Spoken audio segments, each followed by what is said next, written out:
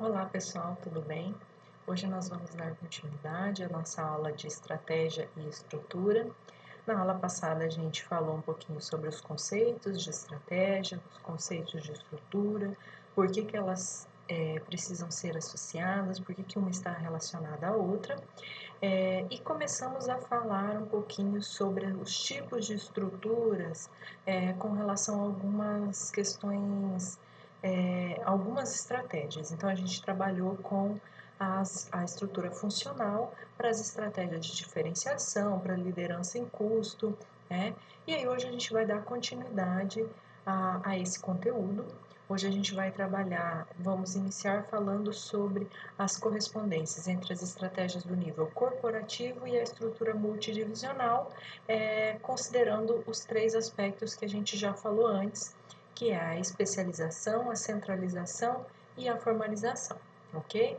Então, pensando nessa questão, pensando nas estratégias em nível corporativo e nessa estrutura multidivisional, que a gente já viu o que é, né? A gente já trabalhou o conceito dela antes, que é aquela estrutura com várias divisões, né? Então, essa estrutura multidivisional, ela pode ser dividida de três formas. Ela pode ter uma estratégia de forma cooperativa, ela pode ter um tipo de forma de unidade estratégica de negócio e de forma competitiva. Então, a gente vai abordar cada uma dessas três e como que elas se associam às estratégias, ok? Então, vamos lá. Então, primeira coisa, utilização da forma cooperativa da estrutura multidivisional para a implementação da estratégia limitada relacionada. O que isso significa? Então, aqui a gente já está fazendo uma relação com vários conceitos que a gente já estudou antes também. Então, nós vamos ver de que forma que a gente pode utilizar de forma cooperativa uma estrutura multidivisional, que é aquela das unidades de negócios. Vocês lembram que a gente já trabalhou na aula passada? Se vocês não lembram, revejam o último vídeo que lá tem todos os conceitos, tá? Para a implementação de uma estratégia limitada relacionada. Isso aqui a gente trabalhou lá nas estratégias cooperativas e estratégias competitivas, estratégias cooperativas e estratégias corporativas. Então, vocês lembram que a estratégia limitada relacionada são estratégias que têm relação, que os produtos têm relação um com o outro, ok? Então, vamos lá. Esse é o tipo de organização aqui eu optei por trazer antes para mostrar para vocês. Então, por exemplo, a gente tem aqui a matriz, né? Que tem algumas funções, ó, relacionadas aqui à parte superior, e aí a gente tem as divisões de produto A, divisão de produto B, divisão de produto C. Então, isso aqui são, aqui a gente usa esse tipo de estrutura quando a gente tem produtos diferentes, mas que possuem um tipo de relação entre eles. Então, por isso que eles podem estar relacionados à matriz dessa forma, porque o Laboratório Corporativo de Pesquisa e Desenvolvimento ele vai trabalhar com produtos similares, com produtos que têm relação entre eles. Então, por isso que ela é utilizada nas estratégias de produtos limitados relacionados, ok? Então, quais são as características deste tipo de organização? A integração horizontal ela é usada para realizar a cooperação interdivisional.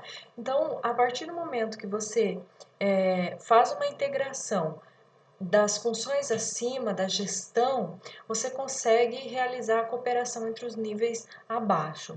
Então, as divisões, elas que adotam essa estratégia de diversificação limitada relacionada, geralmente elas são formadas em torno de produtos, mercados ou de ambos os dois. Então, geralmente, a divisão ela é relacionada a um determinado produto ou a um determinado mercado. Tá? Então, geralmente essas divisões elas são nomeadas e relacionadas a um produto específico, a um mercado específico, ou dependendo da empresa, se for uma empresa muito grande, ela pode até ter divisões de produtos e de mercados, ok? Nesse tipo de organização, é importante que a estrutura tenha dispositivos que consigam integrar e criar relações próximas entre todas as divisões. Por que isso? Porque os produtos eles são relacionados. Então, é importante que as divisões elas trabalhem juntas no sentido de alcançar melhorias e também para repassar para o escritório estratégico, para a gestão como um todo, o feedback do que é necessário. Olha, vamos mudar aqui, vamos mudar ali, como que a gente vai fazer?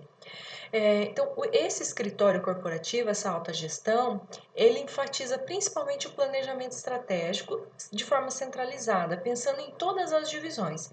Então, o planejamento estratégico ele não é realizado dentro de cada divisão, ele é realizado de forma centralizada na alta gestão, né? Centralizando também os recursos humanos e o marketing de forma que todas as divisões elas vão trabalhar juntas. Então, para promover realmente a cooperação entre as divisões. A pesquisa e desenvolvimento segue a mesma linha.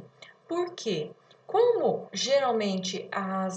esses produtos geralmente são interrelacionados, eles possuem uma relação, são produtos similares, próximos, a pesquisa e desenvolvimento ela vai trabalhar de forma que ela vai conseguir trazer melhorias para todas as unidades, para todas as divisões e vai conseguir fazer essa relação. Nesse tipo de empresa, é importante dizer que o caráter de formalização, de especialização, ele é diferente. Por quê? Geralmente, nesse tipo de empresa, as bonificações elas são subjetivas e elas tendem a enfatizar o desempenho corporativo geral, além de considerar o desempenho da divisão. Então, é importante que a gestão ela tenha um conhecimento de gestão muito bom e ela tem um acesso a informações muito assim bem detalhado, de forma que consiga fazer as bonificações de forma justa, porque elas são subjetivas e aí a empresa tende a levar em consideração o desempenho da empresa como um todo, mas também dessas divisões isoladas. Ok? E aí, a cultura dessa empresa, ela enfatiza o compartilhamento cooperativo. Então, nesse tipo de estrutura, a empresa que adota esse tipo de estrutura, ela precisa trabalhar muito a cultura organizacional, as questões de crenças, de valores, de forma que as pessoas que trabalhem ali, elas tenham essa visão cooperativa, elas façam o compartilhamento em todas as divisões, porque senão não vai funcionar, ok? Muito bem. Aí agora a gente vai para a segunda forma, que é a utilização da forma de unidade estratégica de negócios da estrutura multidivisional. Então, é aquela estrutura com várias divisões, e aí a gente vai usar a unidade estratégica de negócios. O que é isso? Vocês já estudaram lá na departamentalização, que são unidades estratégicas de negócios de acordo com cada tipo de negócio que a empresa tem, para a implementação de uma estratégia associada relacionada. O que significa? Que são produtos relacionados. Então, vocês vejam, aqui a gente vai ter toda aquela parte de cima da multidivisional lá que a gente falou antes, toda a parte de cima, só que aqui embaixo a gente divide em unidades estratégicas de negócio e dentro de cada unidade estratégica tem as divisões.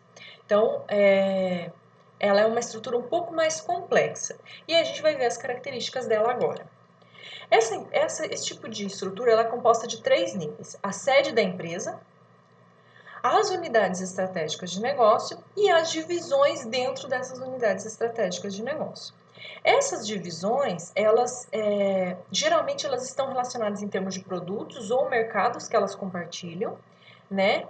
Mas, geralmente, as divisões de uma unidade estratégica de negócios, elas têm muito pouco em comum com as divisões de outra estratégia, de outra unidade estratégica de negócio. Então, por isso que faz essa separação. Não dá para ficar divisão A, B, C, D, E, F para todo mundo trabalhar junto, porque elas não estão muito relacionadas, elas não têm muito em comum. Então, por isso que faz essa divisão em mais um nível, né? Que aí ficam as divisões relacionadas à unidade estratégica de negócio. O planejamento estratégico, ele é mais predominante nas sedes, né, para gerenciar de forma que, na verdade, assim, de forma que a sede consiga avaliar e consiga avaliar e não é implementar, mas avaliar e me fugiu a palavra agora. Consiga avaliar e controlar se o planejamento feito por cada uma das unidades estratégicas de negócio está de acordo com o planejamento estratégico da organização como um todo. Então, nesse tipo de organização, cada unidade estratégica tem o seu planejamento estratégico, né? E aí, a gestão como um todo, a sede, né, que é a alta gestão, ela faz a avaliação desse planejamento estratégico e ele controla esse planejamento estratégico de forma que ele esteja de acordo com o planejamento corporativo, ok? Cada unidade estratégica ela é um centro de lucros controlado e avaliado pela matriz, ou seja, cada uma das unidades estratégicas de negócio elas têm seu próprio orçamento, né? E também elas têm os seus próprios controles. Então, a alta gestão, a gestão da sede, ela consegue avaliar qual unidade estratégica está sendo efetiva ou não, tá? Geralmente, como a gente viu na estrutura, vou voltar aqui, ó, vocês vejam que aqui na estrutura a gente tem pesquisa e desenvolvimento corporativo, finanças corporativas, marketing corporativo, recursos humanos cooperativo. Então, essas funções aqui, geralmente, elas servem como uma assessoria para as unidades estratégicas de negócio e para as divisões, tá? Então, em vez daquelas funções atuar diretamente na estratégia do produto, como ocorre na estrutura anterior que a gente estudou, aqui ela serve como uma assessoria. Ela dá o apoio para que cada unidade estratégica de negócio consiga fazer o desenvolvimento da sua estratégia e dos seus produtos. Geralmente, nesse tipo de estrutura, assim, é muito importante que as divisões dentro de uma unidade estratégica de negócio, elas sejam muito interligadas. Então, isso é uma característica importante da forma da unidade estratégica de negócios, que é o compartilhamento de competências entre as suas divisões. Mas, uma desvantagem desse tipo de estrutura é que esses negócios que têm múltiplos produtos, multifacetados, tem muitos produtos, muitos mercados, muitos serviços, eles frequentemente têm dificuldade em mostrar esse modelo de negócios para os acionistas. Então, é muito difícil você mostrar para os acionistas, olha, essa aqui é uma unidade estratégica de negócio, ela está sendo eficiente por isso, por isso, por aquilo. A gente está adotando esse tipo de estratégia, aquele está adotando tal. Fazer essa separação e essa divisão é muito difícil, ok? Vamos para a próxima, que é a utilização da forma competitiva da estrutura multidivisional. No caso, para a implementação de estratégia de diversificação não relacionada. A diversificação não relacionada é aquela que a empresa diversifica seus negócios em produtos ou serviços não relacionados. Então, a gente utiliza aqui a forma competitiva. Vocês vejam que tem a estrutura é formada por uma matriz, assuntos jurídicos, finanças, auditoria e cada divisão separada. Aqui, a forma competitiva é adotada justamente porque os produtos ou serviços que a empresa oferece ou os mercados que ela atende não são relacionados e que, portanto, não tem relação nenhuma uma com a outra. Então, existe uma completa independência entre essas divisões da empresa.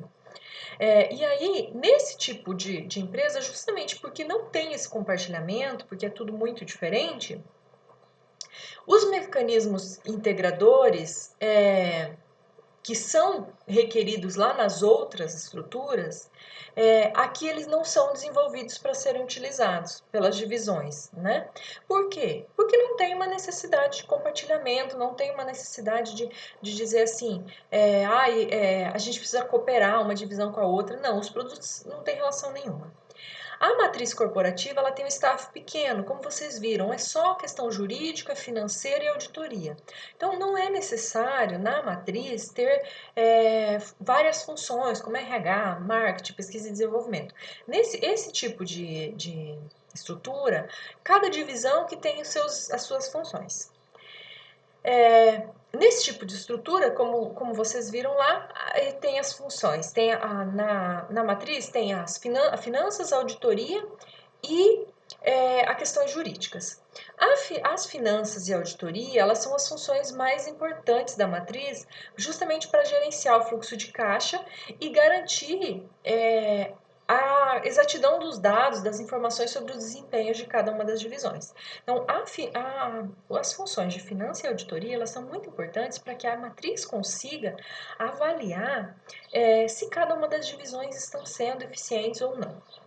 Ok? E a função de assuntos jurídicos, ela se torna mais importante quando a empresa começa a alienar ou adquirir ativos. Aí, nesse caso, a função dos assuntos jurídicos, ela exerce uma importância maior, porque ela precisa dar um apoio na questão legal, na questão contratual, e quando face da aquisição, alienação de ativos, um negócio, então a questão dos assuntos jurídicos, ela é muito relevante. Como eu falei antes, as divisões elas são independentes e separadas para fins de avaliação financeira, então a matriz ela vai avaliar cada divisão de forma separada para dizer qual está sendo eficiente ou não, qual que dá mais lucro, enfim. E é importante destacar que cada divisão ela tem um controle estratégico, né? Ela consegue fazer a sua gestão estratégica, o que vai fazer, como vai fazer. Mas elas são separadas, mas o dinheiro é gerenciado pela diretoria corporativa. Então, por isso que a questão da finanças e auditoria é muito importante, tá? E geralmente, justamente porque o dinheiro é gerenciado pela diretoria corporativa, as divisões começam a competir entre si pelos recursos corporativos, para conseguir ter acesso aos recursos da matriz como um todo e começam a competir qual divisão vai ter mais investimento, qual divisão vai ter uma atenção maior. Então existe essa competição, por isso que é uma estratégia competitiva, ok? Então aqui tem os tipos, né, os 3 tipos que a gente já falou, aqui uma comparação. Então, as características das estruturas, né, em forma cooperativa, em forma de unidade estratégica de negócio e competitiva. Então, quando a empresa adota uma estratégia limitada relacionada, ela usa uma estratégia cooperativa, ela vai usar esse tipo de estratégia, com uma centralização das operações na diretoria corporativa, né? É necessário um uso extensivo de integração, justamente porque é uma estratégia cooperativa. As avaliações de desempenho, ela enfatiza critérios subjetivos, lembra que eu falei para vocês, usando tanto da divisão como corporativo de forma geral. E aí, a compensação é feita de acordo com o desempenho corporativo geral. Já na unidade estratégica de negócio, é utilizada quando se adota uma estratégia associada relacionada, ela é parcialmente centralizada. Por quê? Ela é centralizada nas unidades estratégicas de negócio. A cooperação ela é moderada, a integração é moderada, porque essa integração vai ocorrer dentro de cada estratégia de negócios. E ela utiliza uma mistura de critérios subjetivos e objetivos, né? Então, assim, esse tipo de estrutura, ela é uma estrutura intermediária entre a cooperativa e a competitiva. A competitiva ela é totalmente separada para a estratégia de diversificação não relacionada. Então, aqui não tem relação entre os produtos ou serviços ou mercados oferecidos por cada divisão. A operação ela é descentralizada para as divisões, não precisa ter mecanismos de integração. A questão da avaliação de desempenho ela é totalmente em critérios objetivos financeiros de cada uma das divisões e a compensação é feita de acordo com o desempenho divisional. Então, tá aqui as três formas, né, de estrutura multidivisional, ok? Agora nós vamos falar um pouquinho sobre as correspondências entre as estratégias internacionais e as estruturas globais, também levando em consideração os três aspectos. Então, primeira coisa, primeiro tipo, a utilização de uma estrutura de regiões geográficas mundiais para a implementação da estratégia multilocal. Vocês lembram que a gente estudou na departamentalização geográfica que tinha a separação por regiões geográficas? Então, aqui é mais ou menos isso, para a implementação de uma estratégia multilocal. Vamos às características. Aqui é formada por uma sede multinacional e aí diversas unidades de acordo com a região. Então, por exemplo, a gente tem uma unidade na América Latina, a gente tem uma nos Estados Unidos, a gente tem uma na Europa, cada uma com suas características, tá? Vamos lá. Então, cada unidade geográfica, ela tem operações descentralizadas e independentes. Então, a matriz, ela serve como um direcionamento, mas cada unidade geográfica, ela tem operações diferentes, descentralizadas, independentes, até porque quando a gente pensa na descentralização, na departamentalização regional, o que a gente pensa? É que cada região possui suas características e, portanto, precisa ter uma gestão diferenciada. Então, por isso que nesse tipo de unidade tem que ser descentralizada e independente. Por quê? O marketing na América Latina é diferente do marketing na Europa. A pesquisa de desenvolvimento na América Latina vai ser diferente da pesquisa de desenvolvimento na Europa. Então, por isso que tem que ser separado. Mas precisa ter um centro que é a coordenadora multinacional, né? A ênfase nesse tipo de estrutura está na diferenciação pela demanda local. Então, cada país tem uma demanda, cada país tem uma cultura, cada país tem uma necessidade. Então, a diferenciação ela é baseada nessa demanda de cada país. Tá? Ou de cada região. Aqui a gente fala de país, porque o nosso modelinho trouxe país, mas pode ser também região, pode ser região dentro do mesmo país.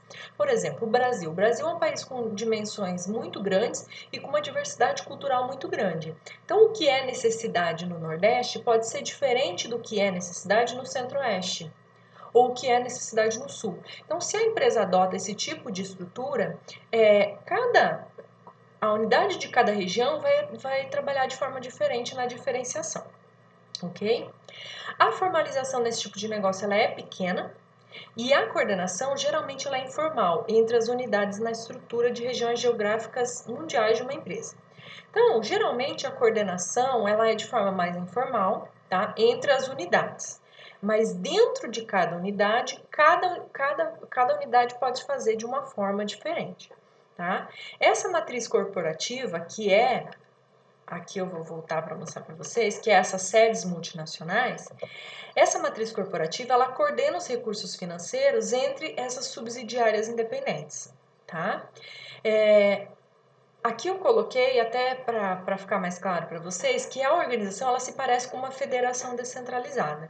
Então, tem uma matriz que faz essa gestão dos recursos financeiros entre as subsidiárias independentes, mas que não tem relação nenhuma, tá? Entre uma e outra, porque elas estão em cada país diferentes e atendem às necessidades de cada país.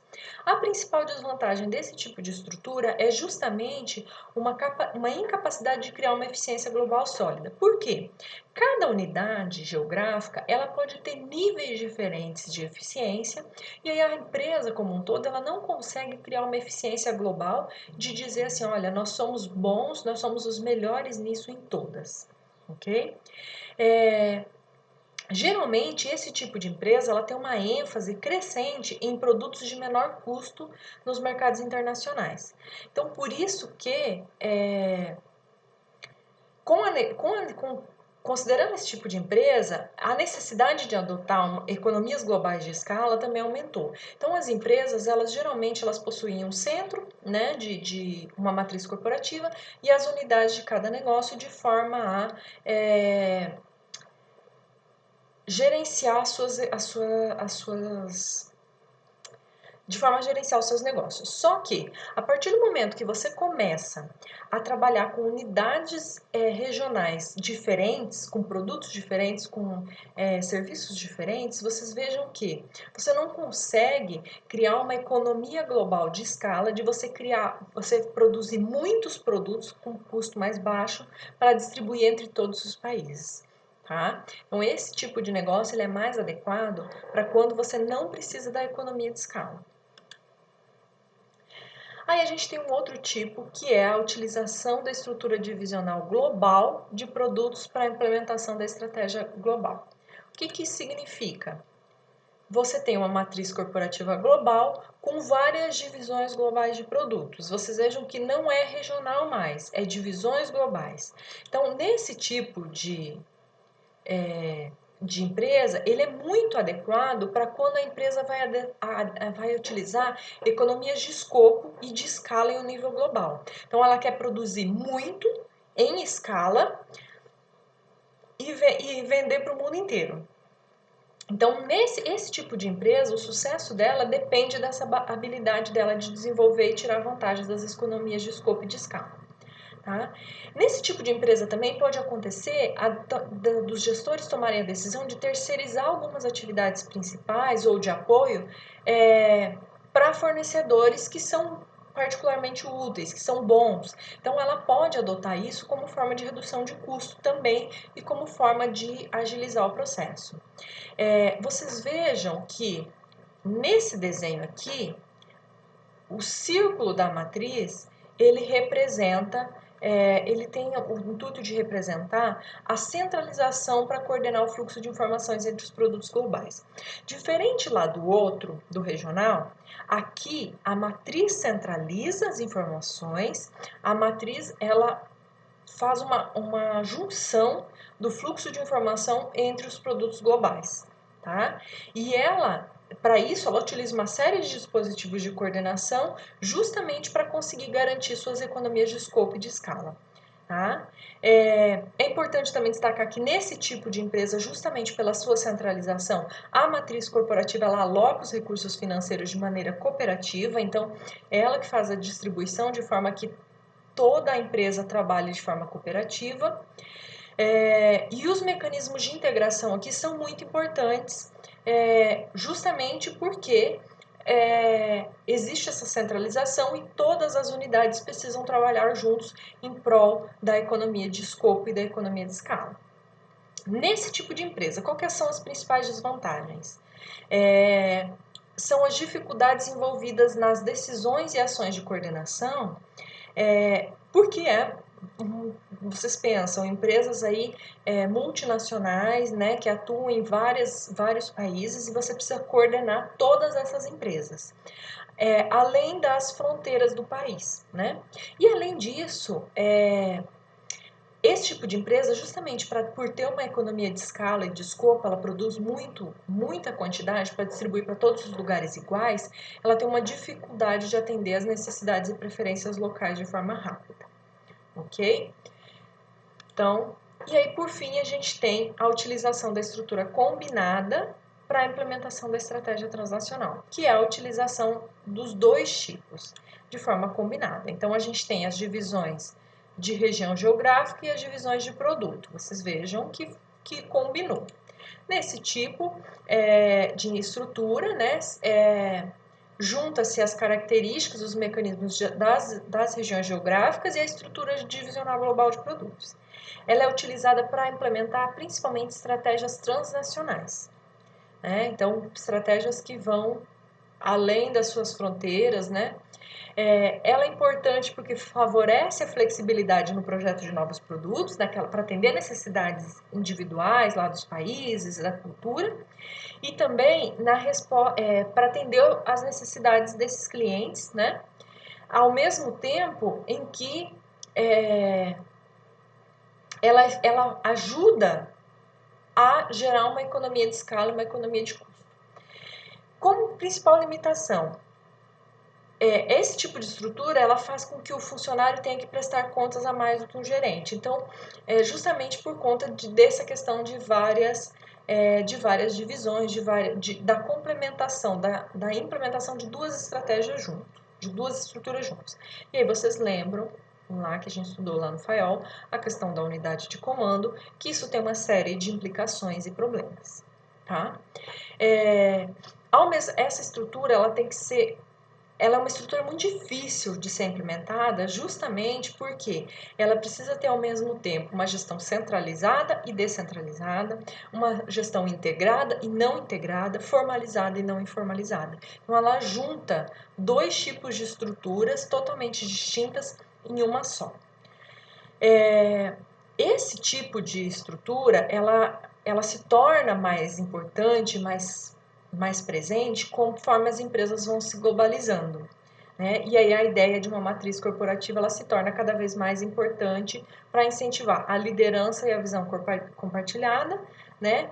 De forma a criar uma identidade empresarial mais forte. Então não tem toda aquela separação regional, mas também não tem toda a junção da estrutura anterior. Muito bem. Aí agora a gente vai falar um pouquinho sobre as correspondências entre as estratégias de cooperação e as estruturas de rede. A gente estudou um pouco estratégias de cooperação e estruturas de rede nas aulas anteriores. Quem não lembra, dá uma olhadinha lá nos vídeos, está disponível lá no canal. Então, o que são essas correspondências? Então, uma estratégia em rede, geralmente, quando a empresa adota uma estratégia em rede, ela quer fazer parceria com outras empresas de forma a trabalhar de forma cooperativa. Então, uma estratégia em rede, ela existe quando os parceiros formam várias alianças para melhorar o desempenho da própria rede de aliança, por meio de esforço cooperativo. Então, os parceiros de uma rede de aliança, eles começam a fazer alianças com outras empresas também, de forma a melhorar os esforços cooperativos daquela rede. Quando uma empresa ela se envolve em combinações de relações cooperativas, ela faz parte de uma rede estratégica, né? Ou uma constelação de alianças. Então, ela começa a ter uma rede com várias outras empresas, uma constelação de alianças. E aí, como que a gente mede uma eficiência de uma rede estratégica? Ela é eficiente quando ela consegue fazer com que as empresas que participem dela descubram novas oportunidades que vão além do que elas identificariam se não fossem participantes da rede. Então, a partir do momento que você constrói uma rede, uma aliança, a ideia é que você vai fazer uma gestão compartilhada, vai fazer uma busca por oportunidades juntas, que você não conseguiria fazer individualmente. Tá? Todas as redes, elas precisam de um núcleo, um centro de rede estratégico. E a empresa com o centro estratégico é aquela em torno do qual giram as relações cooperativas da rede. Então, geralmente, eu vou mostrar para vocês a figurinha, geralmente é uma empresa central que tem várias outras empresas que liga as outras, que é um ponto focal da rede.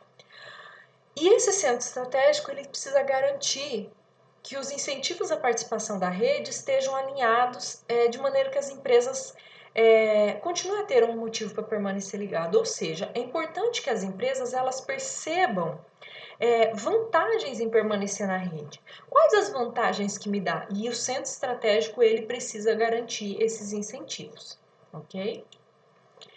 A empresa do centro estratégico, geralmente, ela está envolvida em 4 tarefas básicas. Primeira, a terceirização estratégica. O que significa isso? Essa empresa com centro estratégico, ela tem que terceirizar ou estabelecer parcerias com muito mais empresas do que outros membros da rede. Então, essa empresa com centro estratégico, ela precisa buscar parcerias com outras empresas, com mercados, mais do que os outros membros.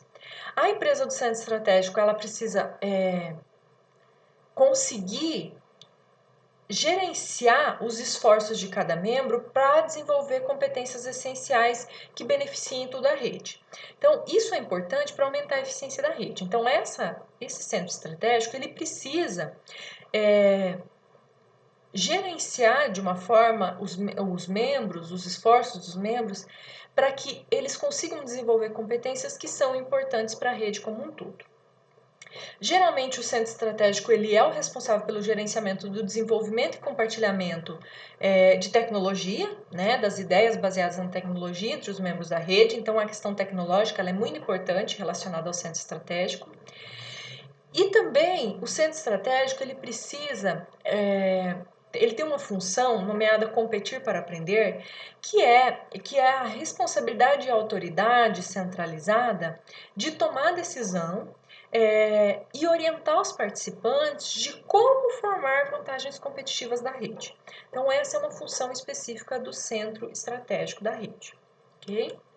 Então, aqui está a figura, ó, o centro estratégico da empresa, né, que é o centro estratégico da rede, e aí vocês vejam que ele está relacionado com várias outras unidades, ó, aqui de longe, ó, várias outras unidades, e é ele que interrelaciona essas unidades, tá? Então, essa é a questão da estrutura em formato de rede. Muito bem, finalizamos aqui os tipos de estruturas que estavam faltando da aula passada. Caso vocês tenham dúvidas, eu estou à disposição através do nosso grupo do WhatsApp, no nosso horário de aula. De forma geral, eu espero ter esclarecido se ficou alguma dúvida, né, com relação ao material. Eu vou pedir que vocês leiam o material, porque daqui duas aulas, sem ser próxima aula na outra, nós já temos a nossa prova e esse material vai cair na prova. Então leiam o material, porque são detalhes muito, muito pequenos de diferença uma da outra e que isso pode confundir na hora da prova. Então leiam com antecedência o material e assistam os vídeos. Desejo a todos uma boa semana, um abraço.